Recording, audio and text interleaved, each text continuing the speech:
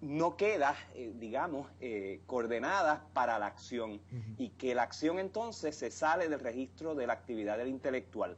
¿Cómo tú te posicionas en esto? Y te anticipo que, por lo menos desde mi perspectiva, aplaudo mucho de esa labor de destrucción de esencias, y me alimenté como estudiante de ese trabajo, o sea que soy simpático a él. Pero por otro lado, en el momento en que uno entra en consideraciones de demonios, ¿qué me toca hacer? O sea, ya este es momento de actuar, o sea, ya no puedo simplemente contemplar el desfile de la historia y decir que lo contemporáneo es pasado y por ende es espacio de contemplación, necesito un espacio de acción. Y en medio de esa urgencia de actuar, ¿dónde queda la figura del intelectual y dónde queda Carlos Pavón, digamos, en ese argumento?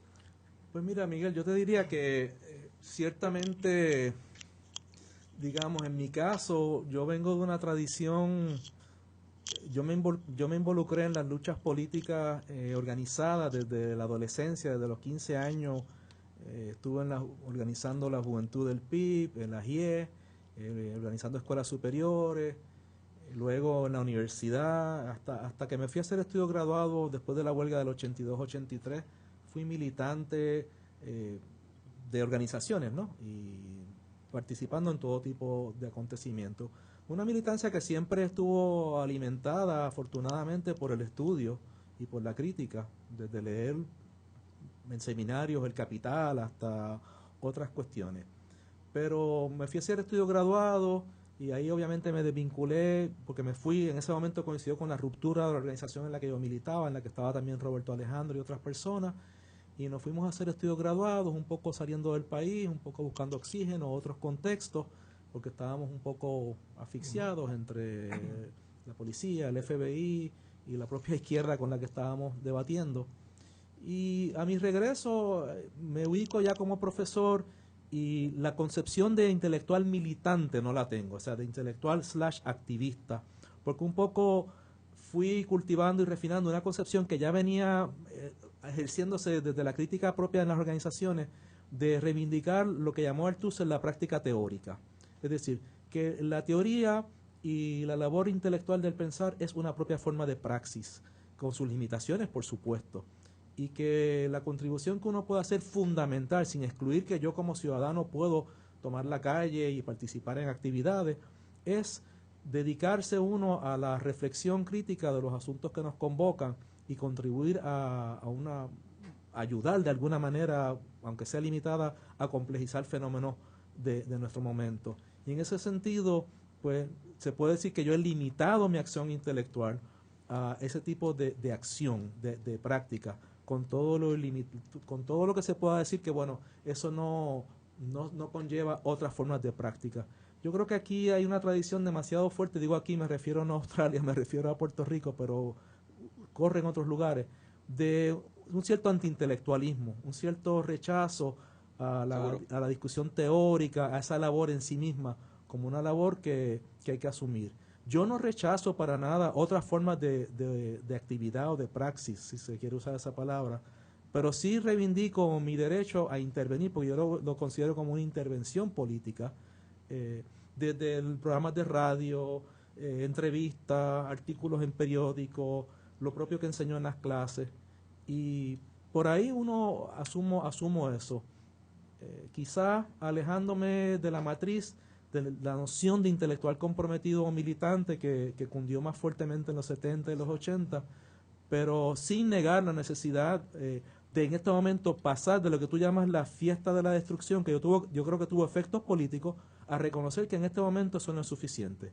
Yo creo que es un momento de repensar nuestras categorías políticas, de repensar nuestros imaginarios, de conversar, como una entrevista que puse ayer en el blog de una intelectual mexicana, Raquel Gutiérrez Aguilar, que me parece muy interesante, que es hora de conversar sobre todo lo que heredamos para comenzar a proponer, ya no individualmente, sino más colectivamente, alternativas y propuestas de cómo superar la crisis que vivimos. En ese sentido, pues, yo estoy en un momento donde he abandonado mi énfasis y mis trabajos sobre la llamada desmontaje y más pensando en las consideraciones ético-políticas del momento que vivimos. Fíjate, y en ese trabajo de repensar los conceptos, hace poco escribiste en el blog una nota que creo que se publicará también en otros medios. Sí, sale el viernes en 80 grados. Perdón. Y hablas sobre lo que ha estado ocurriendo en Turquía y en Brasil. Y también haces una crítica de los comentarios, o por lo menos algunas reflexiones de Alain Badiou sobre lo que está sucediendo en Turquía. Y más que nada haces un llamado a repensar términos y conceptos que los heredamos del siglo XX y cómo de alguna manera desde las realidades del siglo XXI tenemos que crear nuevos conceptos y si acoger algunos viejos, repensarlos. Te pregunto, ¿qué conceptos podríamos, uno, repensar, dos, crear y tres, conceptos como solidaridad, que creo que es uno de los ejemplos que te mencionamos, por una razón muy específica? Solidaridad, digamos, por lo menos desde donde yo vengo, que es la sociología, es un término que desde Durkheim es fundamental, y antes de eso también, pero fundamental para todo el desarrollo teórico. Y dos, solidaridad fue uno de los movimientos más importantes en los 90, ¿no? En una coyuntura que conoces muy bien. Bueno, te diría más, sí, que en mi caso y el caso de los que militábamos en la Unión de Juventudes Socialistas en la huelga del 82, esos dos eventos, la participación en un movimiento realmente de masas por primera vez en nuestra vida estudiantil y lo que estaba ocurriendo en Polonia con Solidaridad fue lo que marcó a llevarnos a cuestionar el leninismo, la noción de vanguardia, el partido y el control de los movimientos sociales, es decir, nos abrió o sea que para mí sí, sigue siendo, podemos hablar de eso, un concepto fundamental. Bueno, no sé, ¿y te has pensado en nuevos conceptos? Sí, digamos, bueno, mira, en esa crítica que le haces a Badiou. Lo que yo pienso, primero, claro, mi nota, que se convirtió en un ensayo corto, es un poco criticando lo que yo todavía veo en Badiou como una concepción de ese intelectual que se concibe como el guía de las masas. Yo sé que, ¿verdad?, no estoy criticando el pensamiento filosófico de Badiou en su totalidad, ni sus aportaciones sobre el acontecimiento y otras reflexiones que ha hecho, sino esa intervención coyuntural sobre lo que está ocurriendo en Turquía, que hay un mandato muy fuerte en ese texto de they must, tienen, ¿no? Y un poco un optimismo que yo creo que hay que estar esperanzado con estos movimientos, pero también tenemos que estar un poco a la guardia de que pueden no necesariamente convertirse en cambios radicales como uno quisiera, porque de nuevo hemos vivido mucha desilusión con movimientos que son, yo pienso y yo escribí sobre eso en su momento, lo que ocurrió con la caída del muro de Berlín, el optimismo con Carta 77, con Solidaridad mismo, con esos movimientos, con pensar que iba a surgir una otra cosa distinta en Polonia, en Checoslovaquia, en Hungría, y bueno, vemos ahora que lo que ha ocurrido allí no es exactamente una democracia radical o un socialismo democrático. Entonces, un poco con esa salvaguarda, pues aproximarse a esto. Ahora, lo que planteaba en el artículo es que el imaginario político del siglo XX, y esto no lo digo yo, o sea, no es original. Zizek lo viene planteando, Roberto Espósito lo viene planteando, otros pensadores lo vienen planteando. Se ha agotado. Yo digo que por implosión y por saturación. Es decir, en una combinación de implosión y saturación, ese imaginario político se ha agotado. Por lo tanto, hay que repensar las categorías de lo político y la política, pero sin abandonar la herencia completa del siglo XX. Porque hay demasiadas tradiciones del siglo XX, tradiciones radicales que fueron enterradas e invisibilizadas. Desde la oposición de izquierda en la Unión Soviética, la Kollontai, Benjamin, que ahora se ha redescubierto, pero más en una noción de lo puramente estético o otra, pero un poco, hay un Benjamin un poco despolitizado que anda por ahí, de la Rosa Luxemburgo, que es una figura cardinal y crucial, que también ha sido enterrada, hasta el movimiento consejista en los años 20 en Hungría. Podemos seguir por ahí, ¿no? Un Pulanza en los 80 y 90 escribiendo sobre las nuevas contradicciones del capitalismo. Es decir, hay todo un conjunto de pensadores y pensadoras que han sido que no aparecen en la tradición. Entonces un poco sería una labor de rescatar una figura cuyas voces han sido silenciadas en esa tradición, y hablo solamente de la tradición marxista, sin hablar de otras tradiciones, y a la misma vez reconocer que estamos frente a retos novedosos y que tendríamos que colectivamente comenzar a repensar, bueno, ¿qué realmente significa ser de izquierda hoy? Esa noción estuvo clara en la Revolución Francesa, en adelante, con los bolcheviques, en el siglo XX, pero ahora se desdibuja y no está claro exactamente qué significa ser de izquierda, ni cuál es el proyecto de izquierda o de izquierdas, y cuál es su proyecto. ¿Qué significa exactamente una revolución? Seguimos compartiendo la noción jacobina, bolchevique de la revolución, significa año cero y a construir desde cero, que hay un momento fundacional y que todo va a ser nuevo, o pensamos un poco como Laclau y Chantal Mouffe en un horizonte perpetuo de lo político, que lo político no se cierra y donde se van dando radicalizaciones de la democracia permanente. En ese yo me inscribo, ¿no? Esa noción de lo político como algo que no tiene sutura y que hay que continuar radicalizando y que esa radicalización no tiene cierre. O sea, no hay un destino, no hay un punto fijo, no hemos llegado no hay un telos.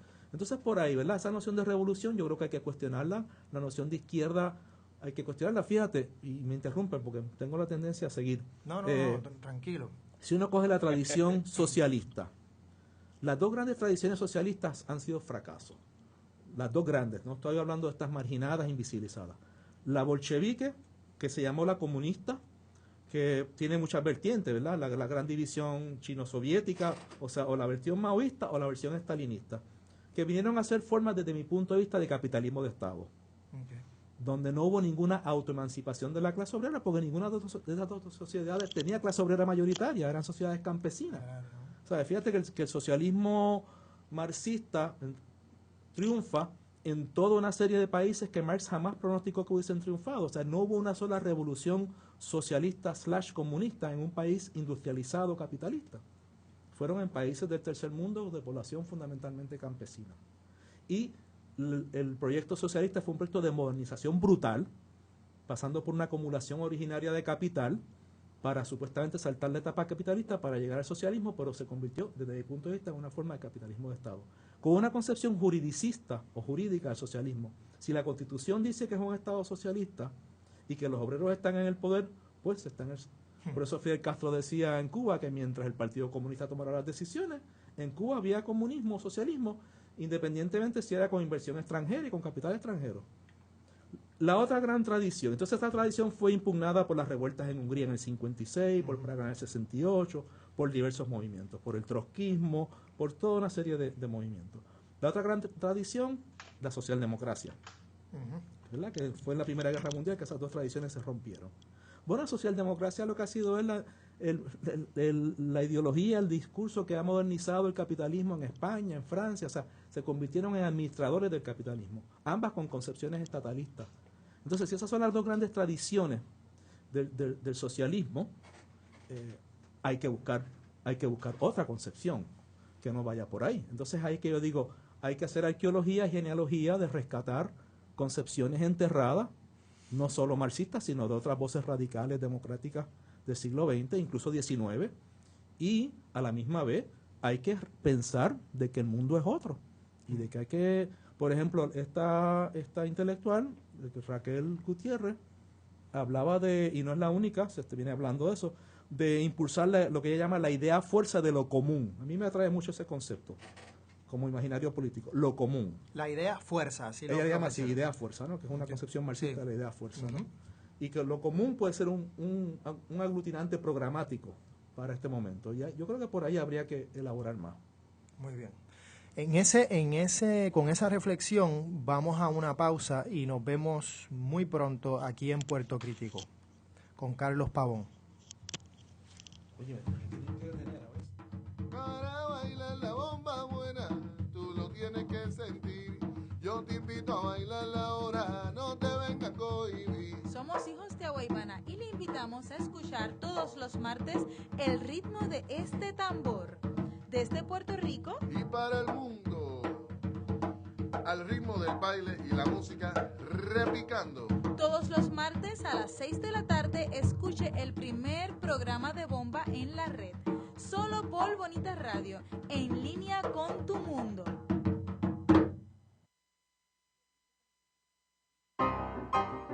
Los protagonistas de las artes de la representación y los medios audiovisuales tienen su espacio en Ecos e Íconos.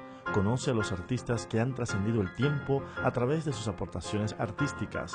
Descubre a los nuevos exponentes de la escena en el teatro, la danza, el cine, la radio, el videoarte, la televisión y la web. Ecos e Iconos, sábados a las 3 de la tarde por Bonita Radio, en línea con tu mundo.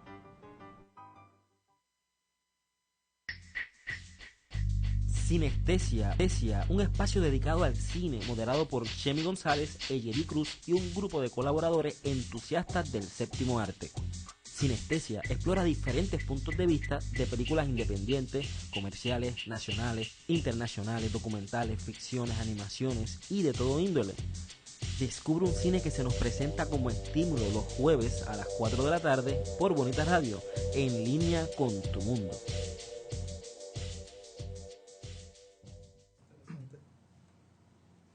Bienvenidos de vuelta a Puerto Crítico. Hoy estamos con Carlos Pavón y estábamos haciendo una reflexión muy interesante sobre el concepto de lo común. Como es uno de esos conceptos que tal vez sí nos pueden ayudar a pensar hoy, en el siglo XXI, sobre las diferentes manifestaciones políticas que se están dando alrededor del mundo. Miguel, ¿querías comentar algo? Sí, quisiera insertarme en la conversación. Fíjate, el tema de lo común está haciendo que intelectuales y pensadores de distintas corrientes de alguna manera estén encontrando en efecto una isla o un punto de encuentro razonable desde donde empezar a construir nuevos imaginarios políticos, sociales y demás. Así que el término está apareciendo y definitivamente pues nos hace para bien, digo yo, bajar la guardia de los bastiones que cada cual pensaba ocupar y proteger y demás, y empezar a encontrar puntos de encuentro. Eso ahí estamos claros. Ahora, y obviamente esta es la pregunta de repertorio, casi que obligada cuando tienes a Carlos Pavón delante, y es ¿dónde entra un ensayo como Fungir como docente, que tanto que ha dado de qué hablar en su momento? Pues porque en medio de las tensiones de la guerra, mírame a mí, de la huelga del 2010, que se sintió como una guerra en su momento. Bueno, eso se salió ahí interesante, ese lapsus. En la Universidad de Puerto Rico, en medio de la tensión de ese momento, pues caramba, sale un ensayo que parecía una lectura muy a la ligera, parecía retirar al profesorado, digamos, del conflicto, establecer unas líneas claras, quizás lo contrario a esa búsqueda de lo común y demás. Sabemos que es un ensayo que aguanta más de una lectura y que algo rico de tu trabajo es precisamente esas líneas de ambigüedad, de imaginación, de creatividad, que no se pueden necesariamente interpretar como frases lapidarias o manual de instrucciones para seguirlo al pie de la letra. Te pregunto, Carlos, después de habiéndonos alejado de esos momentos de tensión, aunque la UPR siempre va a estar en algún espacio de tensión y discusión, pero habiéndonos alejado de ese momento tan digamos, sensitivo, ¿cómo ves fungir como docente o cómo lo haces, las ideas que planteas ahí, con el planteamiento de lo común? O sea, ¿hay espacio para matizar algunas de las cosas que dijiste en ese momento? ¿Sientes que a lo mejor te traicionaron las herramientas expresivas o te sientes cómodo con las líneas que llevabas en ese texto y que quizás ha habido ya, pues por las mismas ansiedades del momento, ha habido mucho de malinterpretación y de caricaturización de lo que entendías que estabas diciendo en lo que es ahora ya definitivamente un clásico de ese momento, de toda esa literatura que salió durante la huelga? Y déjame añadir una nota al calce que también habían personas ya hablando de lo común en ese momento, digamos, sugiriendo reflexionar con esos términos el mismo acontecimiento para algunos de lo que estaba sucediendo ahí. Un documento que yo suscribí, que aunque tengo diferencias con el documento, como todo documento que uno suscribe, entre otras mucha gente, pues uno hace concesiones, que se llamaba La Universidad que Queremos. Hay un apartado sobre lo común. Mira, Miguel, te agradezco la pregunta porque ese ensayo, que sí, ciertamente todavía aparece en 80 grados como uno de los más comentados. Hay 91 comentarios, aunque la inmensa mayoría no son sustantivos, sino más bien son ataques personales. Yo diría varias cosas. Primero, que en Puerto Rico, yo creo que en general, en la cultura antiintelectual que vivimos, pero en particular en momentos álgidos, hay una tendencia a leer lo que no se dice y a no leer lo que se dice. Y se le da mucho peso a quién escribe. Y ya, pues, en ciertos círculos, no, yo fui posmoderno, reivindicación que nunca hice, ni autofiguración que nunca ha constado en ningún escrito mío de identificarme como posmoderno, y antinacionalista, y anti esto y anti lo otro, y ya hay una carga ahí, hay gente que tenía, yo creo, hachas que amolar, que en ese momento, pues, fíjate, mi libro no salió cuando el internet ni nada, y un poco salía referencias constantes en los comentarios de 80 grados a Nación Postmortem. Era como, bueno, no tuve chance de decirle a este tipo lo que quería y aquí tengo la oportunidad y se lo voy a decir en este comentario. Eso es lo primero. Lo segundo, ese es un ensayo corto, muy breve, en un momento muy coyuntural, muy coyuntural. De hecho, estoy trabajando en un libro de ensayos, aparte de mi trabajo ya académico, que es una investigación de más años sobre la violencia extrema, que se va a llamar algo así como intervenciones incidentales, que son momentos coyunturales. Y entonces, claro, es un tema que se escribe, un texto que se escribe en un momento, como tú dices, muy álgido, de mucha tensión, y es muy corto. No hay espacio para uno elaborar lo que hubiese querido elaborar más profundamente. Lo tercero, que también hay una tradición muy entendible, pero problemática, de que en momentos de tensión y de lucha y momentos álgidos no se hacen críticas.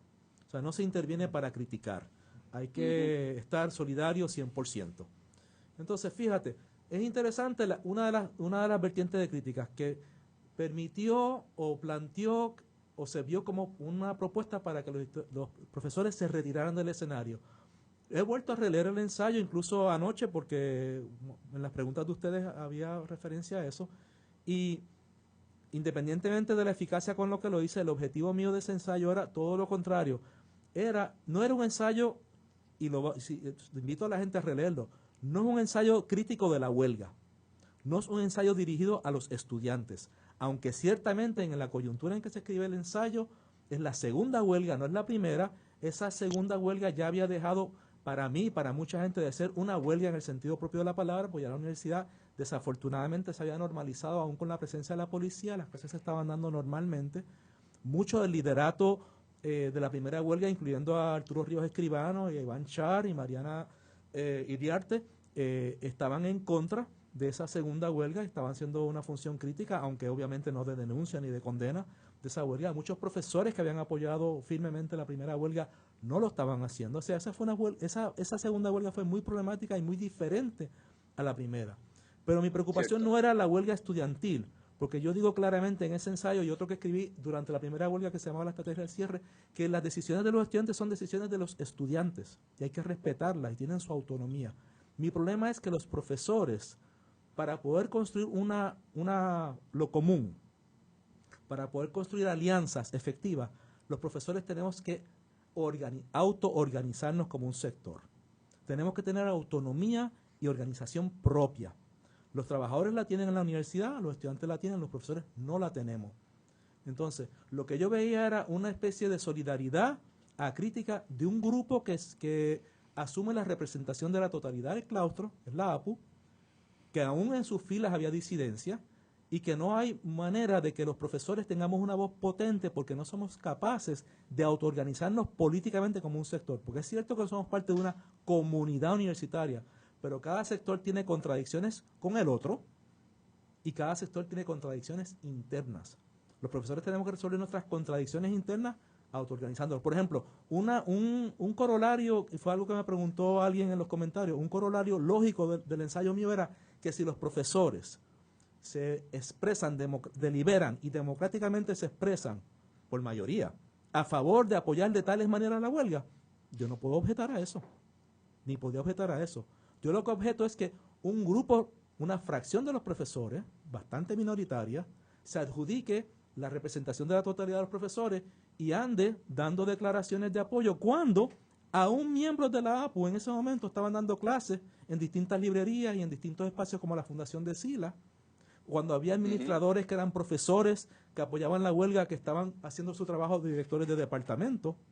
O sea, de una complejidad que yo conocía y sabía, y dice, bueno, pero así los profesores nunca vamos a ser efectivos. Entonces, para poder tener una comunidad universitaria fuerte, hay que negociar las contradicciones y los conflictos entre el sindicato, la hermandad, los estudiantes y los profesores. Pero para eso los profesores tenemos que tener una capacidad de autoorganizarnos como sector autónomo políticamente, porque no todas nuestras reivindicaciones son idénticas a las de los estudiantes. Sí hay reivindicaciones de toda la comunidad, pero tenemos también que luchar los profesores en la coyuntura en que tú bien sabes que se nos estaban reduciendo los salarios, los ascensos, los contratos, todo eso. Tenemos que ver cómo podemos nosotros como sector dar esa lucha.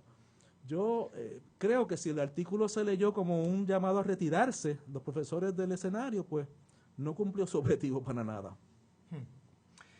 Wow. Digo, y también, Carlos, habría que comentar aquí, y va dirigido a otra pregunta que tenía en mente, que en el momento en que se escribe ahora, con el auge de las redes sociales y todos los espacios de discusión y negociación, y digo, esto es casi que un guiño al ojo a planteamientos centrales de la teoría postmoderna, pero que el texto desaparece como cuerpo y empieza a reaparecer ya no desnaturalizado de cierta manera, o pudiéramos decir enriquecido por todas las interpretaciones. O sea, que mucho de lo que ocurrió con ese texto también tiene que ver con su encuentro con las redes sociales y todas las microopiniones que se forman alrededor de... Y una apropiación perversa, cínica de Ygritte, se me olvida su apellido de la señora Rivera, que rápidamente dijo que se había profesores que estaban cuestionando la huelga, que devuelvo y repito, no hay un cuestionamiento a la huelga en ese ensayo, yo no me meto con la huelga.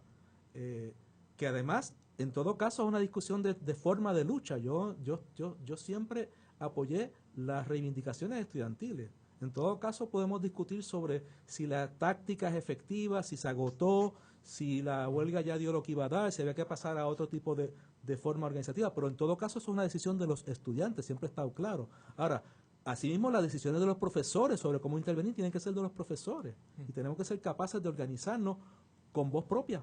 Que eso es lo que enfatiza el artículo, pero la instrumentalización de Ygritte fue importante porque entonces le permitió a alguna gente enseguida ver, este está con la administración y fíjate que ella lo acogió, y por eso ese artículo tiene una postdata que salió enseguida, aclarando que desautorizando completamente lo que estaba diciendo Ygritte como una cuestión oportunista y cínica. Y un poco precisamente ese aparecer en las redes sociales permite eso. Muchas veces pensamos en las redes sociales como inmediatamente progresistas o donde la gente se organiza de la nada para transformar el mundo. También, digamos, las otras fuerzas lo pueden usar. Claro. Y nunca hay garantía de que lo que uno diga se tuerza de X manera, ¿no? Una vez sale de la pluma de uno, del teclado, pues entra a una arena de disputa de construcción de sentido.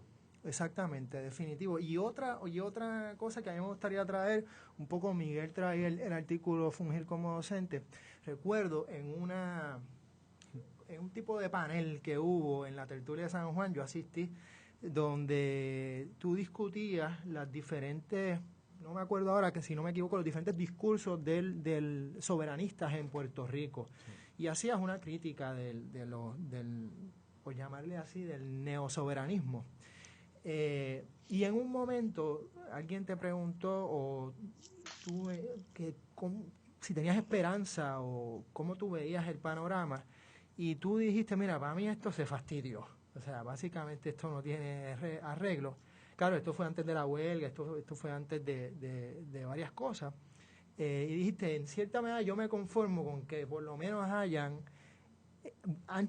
unas aceras anchas para caminar y unos arbolitos y café, y bueno, con eso pues el programa mínimo. Yo me conformo. Entonces me pregunto, hoy, después de precisamente la huelga, después de tantos espacios que han abierto la misma tecnología, después de todo lo que está pasando en términos de las primaveras y los indignados y los Occupy, etcétera, etcétera, ¿cómo tú ves a Puerto Rico? ¿Cómo tú ves la situación aquí? Obviamente en todo ese contexto global y político post-huelga, por llamarle así. Continúa, digamos, con esa visión de lo político y de lo urbano, porque también hay una dimensión urbana que a nosotros no nos interpela porque nos interesa mucho la ciudad, sin duda. Mira, de nuevo, esa charla tiene como todo su historia y la di a petición del amigo mío Javier Ortiz, que es el dueño de la tertulia del Viejo San Juan, con mucha reticencia porque me traía una discusión que yo en verdad ya no quiero. O sea, Seguir es como dándole el tercer pues. Godfather, ¿no? Que siguen jalando a uno a la discusión del nacionalismo y una cosa que yo de verdad no estoy manejando ahora. Y yo creo que ya yo dije lo que tenía que decir sobre eso y no tengo más nada que decir. Ahora, era específicamente sobre el soberanismo y yo planteé mi tesis de que el soberanismo era como como el entierro final, o sea, que ya no había independentismo, que de por sí ya era bastante conservador, sino que ahora lo que quedaba era soberanismo y que eso era ya el entierro final del independentismo histórico, porque si la gente podía hacer, como decía, bueno, una persona cuyo nombre no quiero repetir porque nada, no creo que, no, dado los nombres que hemos mencionado aquí, excepto el de Igri, pues no, nada, que podía ser popular y soberanista y todo a la vez, o sea, ese tipo de cosas, ¿no? Pero bueno, pero al final yo trato de intentar hacer una genealogía sobre cómo se pasó de independentismo al socialismo, cómo el socialismo que hubo aquí realmente siempre fue nacionalista y que aquí nunca ha habido realmente un movimiento socialista de base, o sea, desde los trabajadores. Desafortunadamente el socialismo llega en los 70, el nuevo socialismo vía la Revolución Cubana y es el antiimperialismo, pero no hay socialismo proper, ¿no? Digamos, como tradiciones que hay en Argentina, o México o Chile. Y entonces al final un poco tratando de salirme de la caseta del estatus, ¿verdad? Porque siempre quieren preguntarle a uno si uno es independentista. Yo tengo este discurso contra el black hole del estatus, que a fin de cuentas me parece que los tres estatus son igualmente conservadores y que si mañana hay una república en Puerto Rico, mañana, ¿cuál es la correlación de fuerza? ¿Quién va a ser presidente de la república? Bueno, la misma clase política que gobierna ahora. ¿Y cuáles van a ser las políticas económicas? Las mismas políticas económicas que gobiernan ahora. Pues la independencia per se no nos asegura nada si no hay un movimiento social fuerte de izquierda, entre comillas, como sabemos que está en discusión, ¿no? Digamos, si no hay un polo alternativo, pues, como dijo Romero un día, si no nos dan la estadidad, yo soy independentista y probablemente sea el primer presidente de la República. Why not? O sea, él lo tenía claro, es decir, las políticas van a ser neoliberales, de privatización, de individualismo feroz, de mercado, todo lo que estamos viviendo. ¿Por qué la independencia per se va a cambiar eso en este momento? Entonces un poco lo que quería un poco decir allí era que ninguna de esas alternativas nos iban a llevar a ningún sitio, es decir, diferente. Y un poco en tono serio y en broma, digo, pues decir, mira, aquí no hay nada que buscar dentro de ese paradigma. ¿Me están oyendo? Como que se me fue la... sí, yo escucho. Ok. Entonces, lo que decía era un poco lo que uno dice cuando se da un café en la esquina, de que mira, esto está tan jodido, la cosa aquí está tan mala. Esa fue la palabra que usaste. Sí, esto se jodió, ¿no? O sea, que lo que habría que preguntarse es cuándo se jodió esto. Que una vez se sale y se conformaría con que hubiese un sitio donde tomarse un café y 2 o 3 buenos cines y un poco de eso que llaman, que lo dije muy entre comillas aquel día, calidad de vida. Pero era más tongue in cheek que otra cosa, un poco provocando que cualquiera de las supuestas alternativas que se nos proponían de estatus fueran a solucionar nada. Ahora, sobre Puerto Rico, yo mismo hablaba con unos amigos, me parece interesante la decisión del Tribunal Supremo declarando constitucional la reforma del retiro. En muchos países del mundo, no solo hipotéticamente, sino que ante movidas como esa, la gente se tira a la calle y hay protestas, y aquí no lo hay. Carlos Gallizá, que dice, supongo yo que sigue diciendo que es socialista, apoyó, dio su apoyo a esa decisión terrible del Tribunal Supremo, que es un golpetazo a gente muy desprotegida. Entonces yo digo, ¿por qué aquí sí ha habido sus momentos, Vieques, la universidad, pero por qué en general aquí no se producen un tipo de lucha sostenida sobre la crisis? Entonces uno tendría que pensar, bueno, todavía las transferencias federales mantienen algún nivel de vida de que la gente puede consumir, ¿verdad? El nivel de deuda personal que es brutal en Puerto Rico, que la gente compra y compra como si no hay mañana, y mañana es mañana, hoy es hoy, y yo voy a resolver. El nivel que no se puede medir así de manera positiva del lavado de dinero del narcotráfico en este país, que es una de las industrias, si no la más importante ya, ¿verdad? El dinero que corre aquí, aquí no hay problema de liquidez ninguno. Aquí hay una economía subterránea que es la que sostiene el país, en buen sentido. Y pienso yo que habría que estudiar también el problema del individualismo en este país. Este es un país narcisista, me parece a mí. El otro no existe. Tú lo ves en cosas tan pequeñas como si tú estás cruzando la calle y hay un pare y tú pare para el automóvil y tú cruzas y el carro que viene continúa y tú le dices algo, te dicen, ¿cuál es el problema? El problema eres tú, que me estás señalando que no me debes pisar, porque el otro no existe. Entonces, si el otro no existe, ¿cómo se resuelven los asuntos aquí muchas veces? Por vía del traqueteo, de la trampa, de la corrupción, del padrinaje, del contacto o la emigración, pero soluciones individuales a problemas colectivos. Por eso es que la noción de lo común podría ser poderosa, porque ese individualismo feroz, ese narcisismo que nos caracteriza, de resolver cada cual por su cuenta, aunque haya niveles de solidaridad a otro nivel, y entre las cosas que habría que estudiar, algo que nos disgusta es el fenómeno del aumento del fundamentalismo religioso en Puerto Rico, pero habría que mirar cuánto de ese fundamentalismo se sostiene sobre redes de solidaridad que proveen esas iglesias a sectores populares y pobres. Sí, porque cierto. Eso yo lo vi en Estados Unidos, lo hemos veo dicho, aquí. Que están dando una base, están construyendo un facímil de lo común que no existe en el territorio ni en las redes sociales. Lo que el Estado no puede dar y lo que, como lo define Raquel Gutiérrez, lo común como lo público que no es estatal. Fíjate, lo público. Entonces, si tú tienes por un lado que la solidaridad se está construyendo en redes religiosas fundamentalistas que tienen posiciones muy conservadoras, pero ahí sí hay un sentido de lo común. Y a otros niveles lo que hay es un individualismo feroz, de cada cual resuelve con el alcalde, el contacto, el padrino. Entonces, tú ves que las vías de solución son individualistas. Y bueno, eso es de preocupar. O sea, cómo uno articula movimientos, cómo se pueden dar movimientos colectivos, sociales, que rompan con esa ferocidad de que no es un sector el que está solamente enarbolando su reivindicación inmediata, sino lograr esa noción de lo común. Es un terreno difícil en Puerto Rico, es difícil. No es imposible, pero es un terreno que hay que analizar todo este problema de por qué no se dan. Y no es porque con las explicaciones de la enajenación o la colonia o todo eso que vivimos circularse, ¿no? Hay que hilar un poco más fino. Yo creo que eso que estás diciendo es fundamental, fíjate, y vuelvo a eso que mencionaste de las iglesias. Se ve en las redes sociales y en voy a hablar las izquierdas o como queramos llamarle, desde los liberales hasta los más radicales, se ven unas críticas muy fáciles a los grupos religiosos que sí tienen unas posturas muy conservadoras. Pero has dicho algo que es muy importante, hay todas unas redes de apoyo, de solidaridad, hay todas unas redes de el mismo lenguaje, de ayuda mutua, de identidad, de que este es como yo, habla como yo y sin embargo puede dirigir toda una organización, etcétera, etcétera, que no hemos aprendido a mirar, a observar, a estudiar, a analizar. Que despreciamos. Y que simplemente están mal y ya. A los mismos testigos de Jehová, todo lo que se ha dicho, y ya yo quisiera que alguien de la izquierda fuera casa por casa a hablar sobre las violencias estructurales del capitalismo neoliberal, solo por decir un ejemplo, o del patriarcado, etcétera, etcétera. Es decir, hay un trabajo ahí de base impresionante que nunca hemos querido, o no decir nunca, yo creo que también, tampoco quiero hacer una generalización extrema, pero que no hemos querido ver. Por otro lado, también pienso en la precariedad de muchos de nosotros, los que de alguna manera pues pudiéramos hacer investigaciones.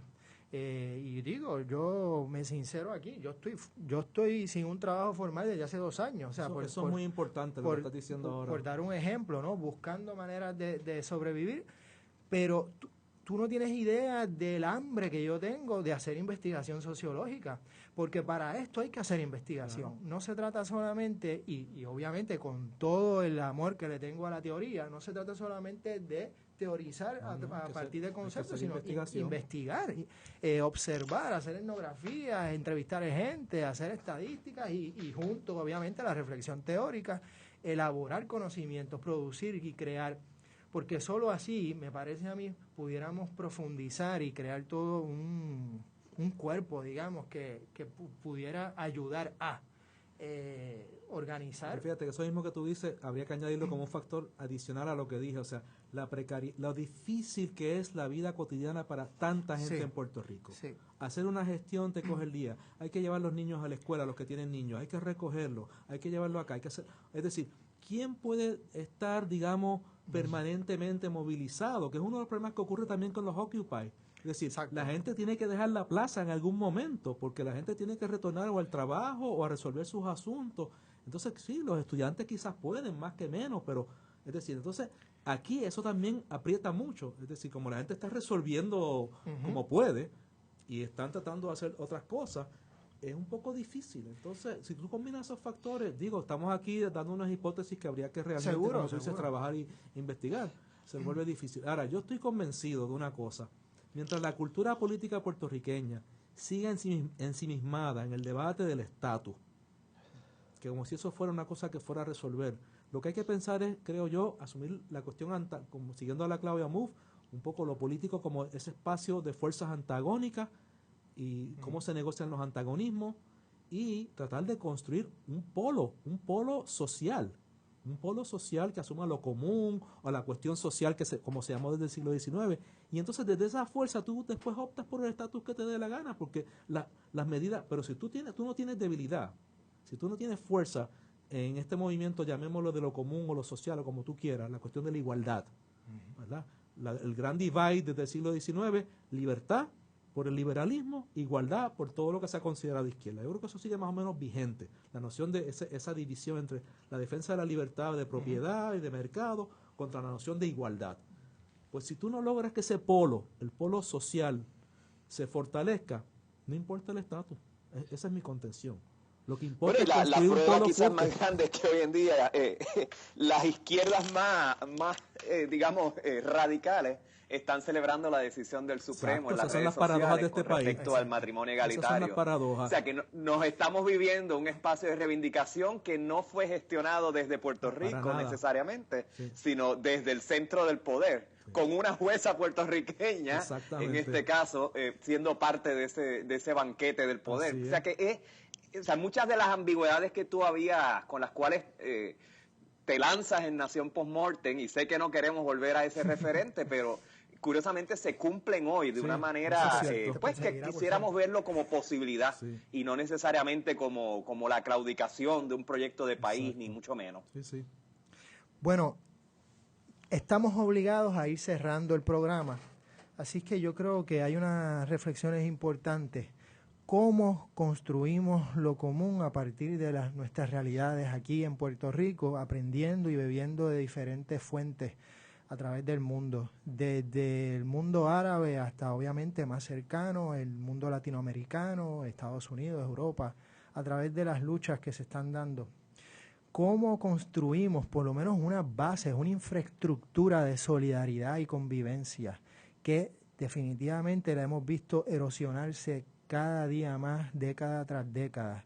¿Cómo vencemos a ese individualismo rampante a través de nociones mucho más colectivas, por llamarle así? Sí, aunque algunos esa palabra los espanta. Claro. Porque ¿verdad? Su tradición no necesariamente es chévere, pero bueno, hay que resignificarla, que es lo que estamos hablando. Hay que resignificarlo como sin duda alguna. Así que en ese sentido vamos a conspirar en el sentido de respirar juntos y reconocernos, volvernos a conocer, viéndonos el rostro y reconociendo, digamos, ese mandato ético que es el rostro del otro. Con ese pensamiento le damos las gracias a Carlos Pavón, Gracias a ustedes. le damos las gracias a Miguel Rodríguez Casellas y Juan Carlos Rivera Ramos, alias Juanqui, en Puerto Crítico. Nos vemos la semana que viene. Muchísimas gracias. Gracias a ustedes. Hasta luego. Adiós, Miguel. Somos Bonita Radio. Síguenos en youtube.tv Diagonal Channel Diagonal Bonita Radio, en bonitaradio.net, facebook.com Diagonal Bonita Radio y en Twitter Bonita-Radio.